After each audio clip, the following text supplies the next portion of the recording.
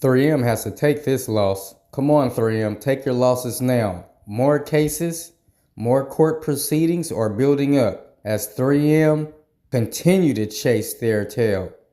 3M continues to chase their tail using the same old defense strategy. It seems it would be wise to cut your loss quick, as these delays only seem to bring more earplug cases forth and give victims more time to gather their evidence pertaining to the hearing loss, the hearing damage. What's new? Did the government approve the design aspect of these earplugs? Well, this question is not new and have been brought up on this channel plenty of times, and you're probably thinking to yourself, what do the government have to do in this uphill battle with 3M? Didn't they cut ties? And the Department of Justice was awarded $9.1 million in court? Let's hear what this argument in courts breaks down. And its rejection of the defense on that threshold factor indicates its begrudging approach to the government contractor defense. The district court's error was equally clear when it comes to the first factor of the three-part BOYLE test that asks whether the government approved reasonably precise specifications when it comes to the relevant design aspects. Here, the government was the source of the relevant design features, and it had the ultimate in precise specifications in the form of a prototype of the product itself. The only really written specifications that we see in the record in this case appeared in the 2006 medical procurement item description, which opened bidding for the earplug, and that's it in the record, right?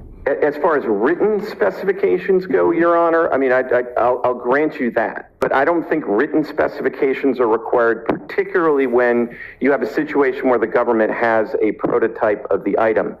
All we have in the record are just emails from, what's his name, Mr. Olin, Doug Olin, who just simply said that the earplugs have to be shortened. Those are just emails. Those aren't specifications. Well, they are specifications about the design feature that matters, but I think the real thing in the specifications, I think the evidence, those emails from Olin are good evidence that the government was involved in the design. But as to the specifications, I think the key thing is the prototype. And Dr. Olin himself sort of drew this distinction when he told the procurement officials, quote, a non-linear earplug configured to the specifications of the enclosed product samples is what was authorized for purchase. So Dr. Olin himself... And that's reasonably precise? Absolutely, because he's got the actual product there.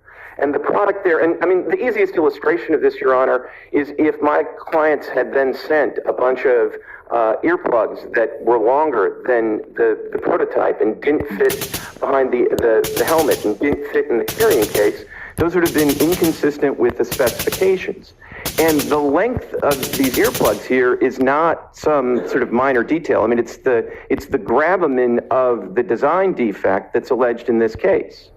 And so I think in these circumstances, the specifications are the prototype, and that is sufficient for the first factor. I would submit. I think there should have been summary judgment for my clients on the first factor, but at a bare minimum, that should have been sufficient to preclude summary judgment for the plaintiffs on the first factor of the BOYLE defense. And I think, you know, we obviously think that on the second factor, there's not even really a material dispute. Okay, so we hear this court proceeding once again where they bring up the government contractor defense and the design of the earplugs, the CAEV2 earplugs. They also bring up the BOYLE defense, which is also known as the contractor defense. So once again, let's get into what is the BOYLE defense. The BOYLE defense, aka the government contractor defense. BOYLE was a Marine, First Lieutenant David A. BOYLE. Lieutenant BOYLE, along with three other crew members, flew an assault helicopter during practice approaching the USS Shreveport. Lieutenant BOYLE, as the co-pilot, BOYLE helicopter was the second one in flight, and then suddenly, during their approach, the lead helicopter slowed down too soon, To avoid collision, BOYLE headed to take the aircraft around for a second approach to the USS Shreveport. The pilot in command took the controls and attempted to execute the necessary maneuvers, but the helicopter was too close to the water for a successful turn. The aircraft crashed in the water right side down, the same side Lieutenant Doyle was on. The other crew members made it out successfully except for Doyle.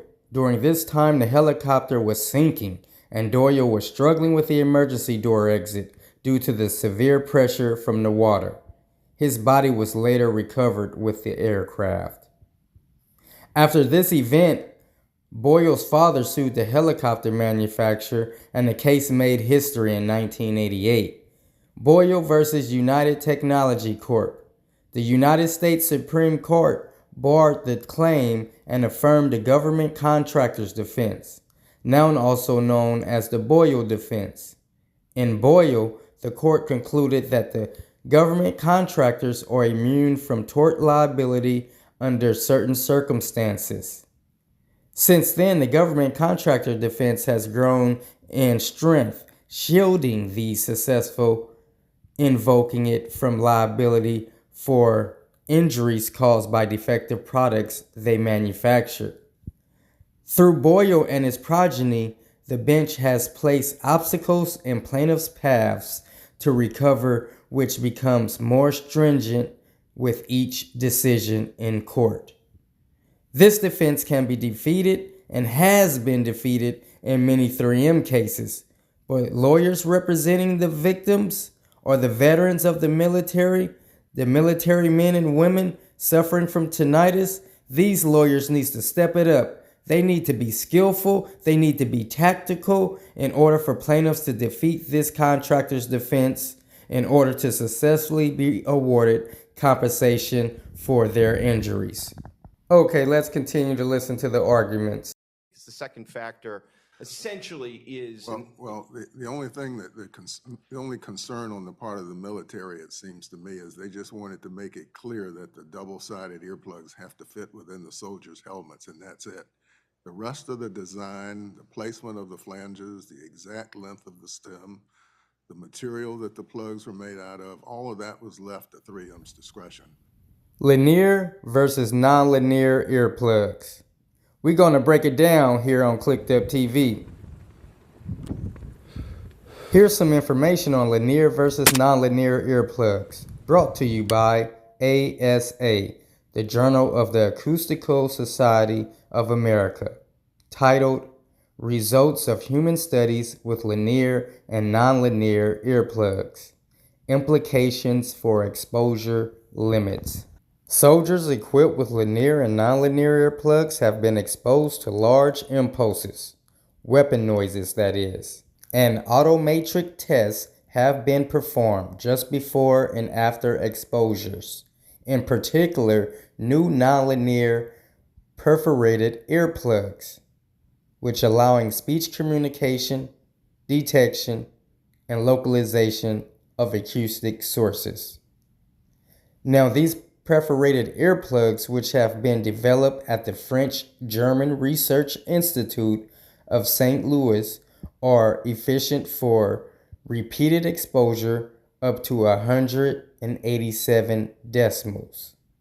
That's the peak, 187, when they are well fitted properly. Now, and I'm not saying these were the earplug ratings for the CAEV-2 earplugs. We all know faulty 3M military earplugs failed to maintain a tight seal and allowed dangerous, loud sounds to reach the earplug wearers of the military without his or her knowledge. Who knows the actual number of decibels these earplugs prevented going in your ear? Besides, 3M is accused of altering data relating to its CAEV-2 Combat Arms Earplugs. It was told that 3M researchers couldn't even get the earplugs to block noises at a 22 decimal level, and also accused of not giving the military proper instructions on how to utilize these military earplugs. Come on, 3M, 22 decimals? Gotta be out of your mind. These earplugs are basically costume props you can sell on Amazon. Wasn't even fit for the military.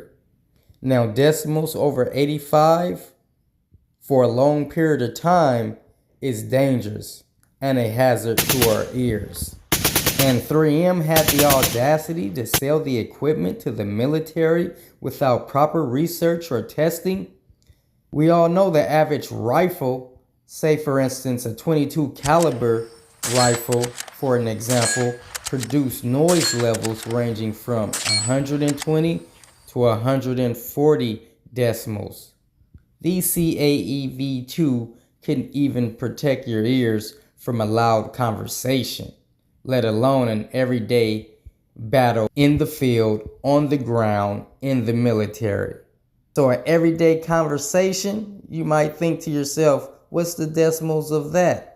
Well, everyday conversation emits about 60 decimals off sound.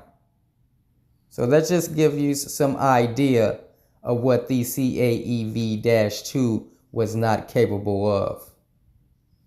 We were fooled. The military was fooled. The Department of Justice was fooled.